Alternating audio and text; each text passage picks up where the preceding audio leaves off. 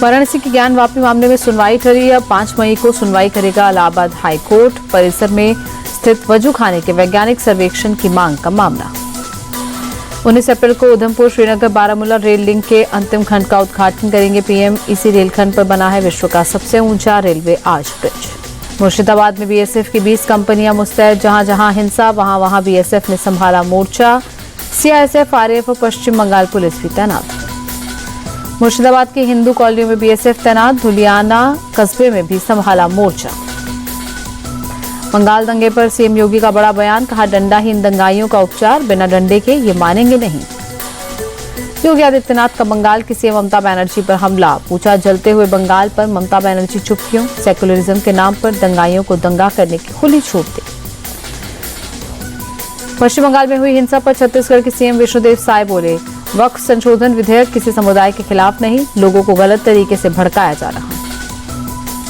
मुर्शिदाबाद हिंसा पर सीएम ममता ने एक बार फिर लोगों से शांति की अपील की। कहा, कोई भी हो कानून अपने हाथ में ना लें। विरोध प्रदर्शन के दौरान उपद्रवियों ने पुलिस पर किया पथराव। पुलिस की गाड़ियों में तोड़फोड़ और आगजनी भी की। तमिलनाडु में तिरुचिरापल्ली के लोग सख्ते में वक्फ बोर्ड का नोटिस मिलने से परेशान। नोटिस में गांव की जमीन को वक्फ बोर्ड ने अपने नाम बताया। उत्तराखंड में अवैध मदरसों पर एक्शन जारी। हल्द्वानी में 3 अवैध मदरसे सील किए गए।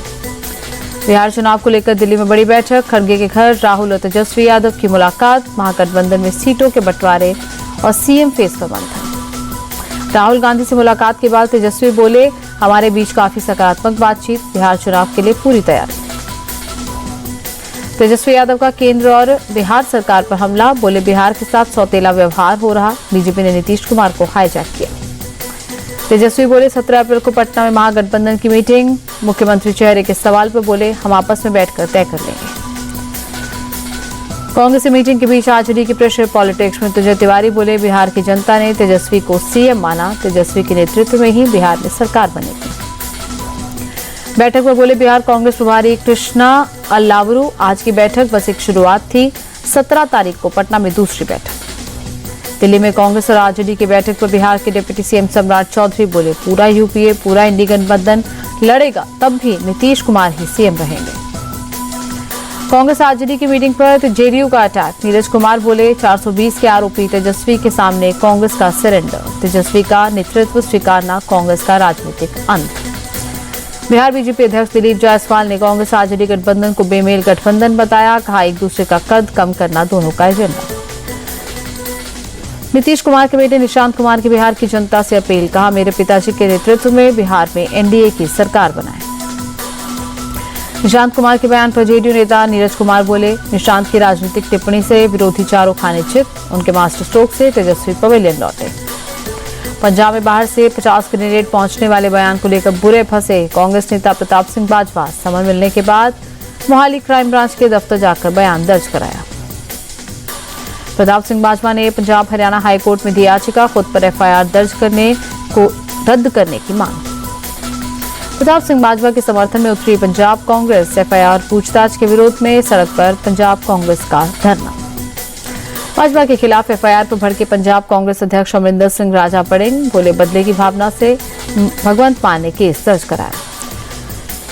सपा सांसद रामजी लाल सुमन का नया विवादित बयान। बोले, वो कहते हैं हर मंदिर के नीचे मस्जिद है, तो हम कहेंगे हर मंदिर के नीचे है बौद्ध मठ। रामजी लाल सुमन बोले, मुसलमानों को बाबर की औलाद कहने वालों से हमारी लड़ाई। बाबर का डीएनए पूछने वाले पहले अपना डीएनए बताएं। रामजी लाल सुमन के बयान पर योगी के मंत्री जयवीर सिंह ने सपा को घेरा। कहा, रामजी लाल सुमन दलित हैं, इसीलिए सपा ने उन्हें आगे किया। सपा की परेशानी बढ़ा रहे रामजी लाल सुमन को अखिलेश यादव की नसीहत। कहा, इतिहास से जुड़े सवाल न करें, हमें इतिहास को इतिहास रहने देना चाहिए।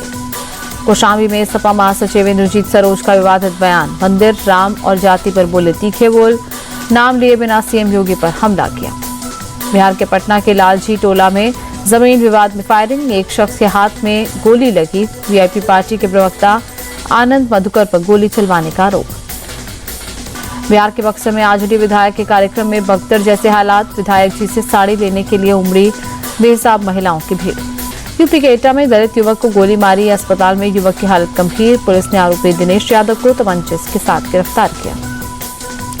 लखनऊ में देर रात लोक बंधु अस्पताल में लगी भयंकर आग। करीब 2 घंटे की मशक्कत के बाद फायर ब्रिगेड ने आग पर काबू पाया। लखनऊ के लोक बंधु अस्पताल में आग लगने के चलते 200 मरीजों को शिफ्ट किया गया।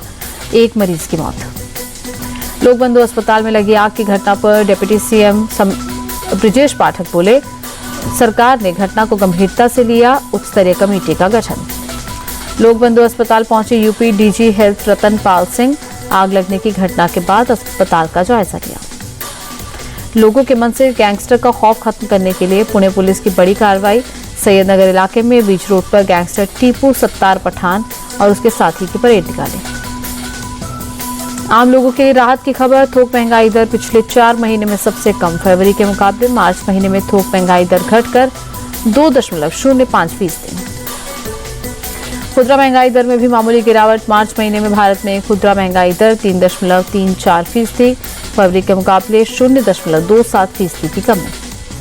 इस साल मानसून सीजन में औसत से ज्यादा 105% ज्यादा बारिश का अनुमान। मौसम विभाग के मुताबिक भारतीय उपमहाद्वीप में मानसून के दौरान अल नीनो की स्थिति विकसित होने की संभावना नहीं।